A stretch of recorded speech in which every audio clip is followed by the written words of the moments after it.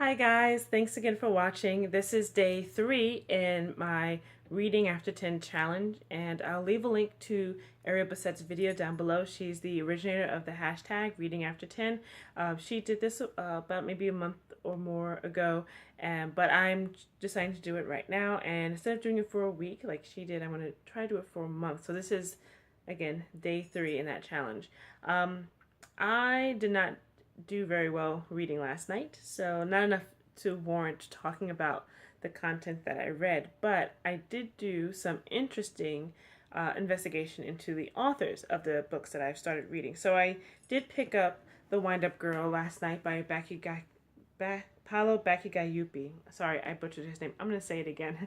I did pick up The Wind-Up Girl by Paolo Bakigayupi, and I read a few pages in this novel.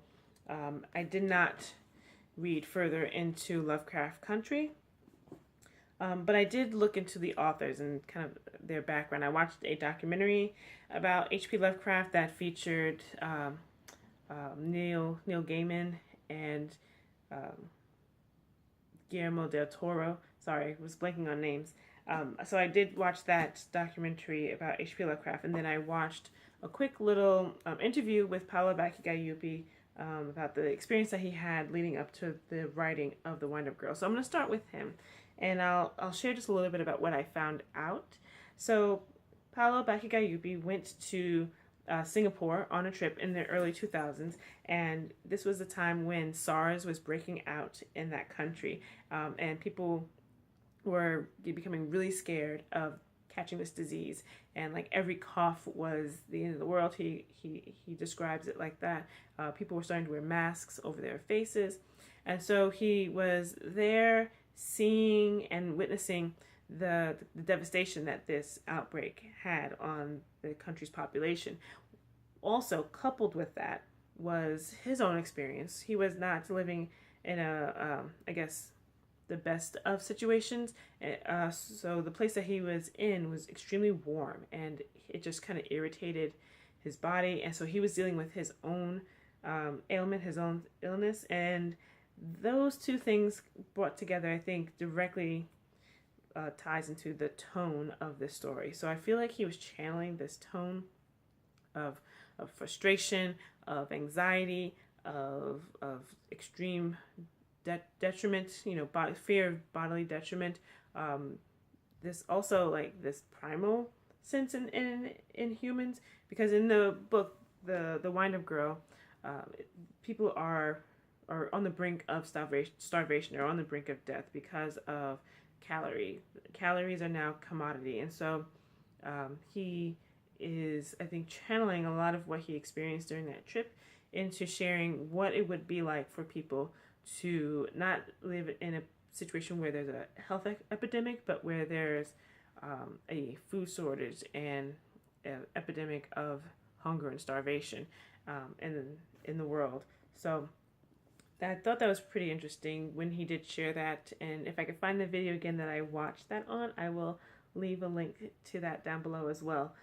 The next thing I wanted to talk about is the author, H.P. Lovecraft. So when I said I looked up the author, I didn't look up the author of this book. I should be more clear.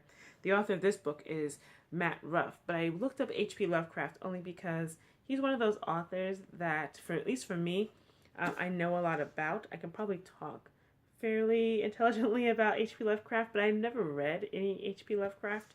I've read science fiction and dystopian, not much horror, but I thought I should do a little bit more investigation, learn a little bit more about the author and his work. So I watched this documentary that, again, featured Neil Gaiman and Guillermo del Toro and other authors and writers, and so it was really interesting to see. I didn't know he was married. I didn't know anything about his family.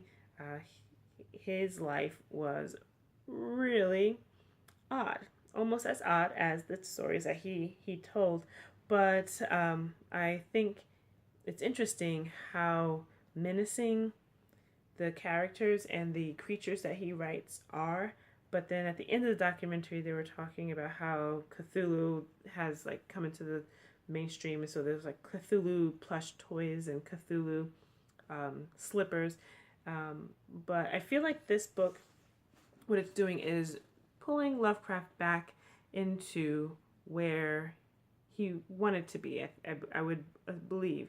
I wouldn't think that based on the documentary that I read, that I saw, that I don't think Lovecraft would want to have his mythical creatures turn into plush toys. I think he was hoping for something a little bit more, I don't know, impactful than that. So while it is a kind of a negative look, and not negative meaning bad, but just it is a negative look at Lovecraft and the other authors of his time, and dealing with race. I believe it is still, so far from what I've read, is in keeping more so with the tone, with the kind of impact I believe that Lovecraft would want his stories to have.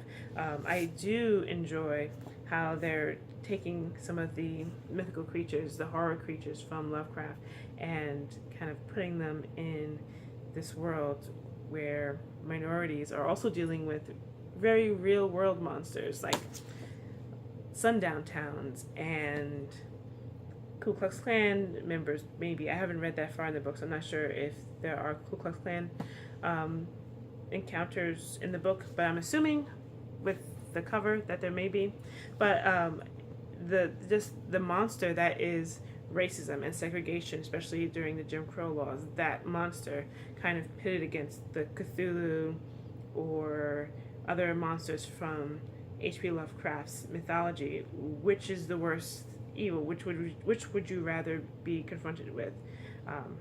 Yeah, I think that's super exciting to find out. So again, sorry I did not have much to share by way of content and what I read, but I hope that you also delve a little bit more into these authors, H.P. Lovecraft and Paolo Bakigayubi. They seem to be very interesting men, and I think it's worth investigating. All right, guys, have a nice day. Bye.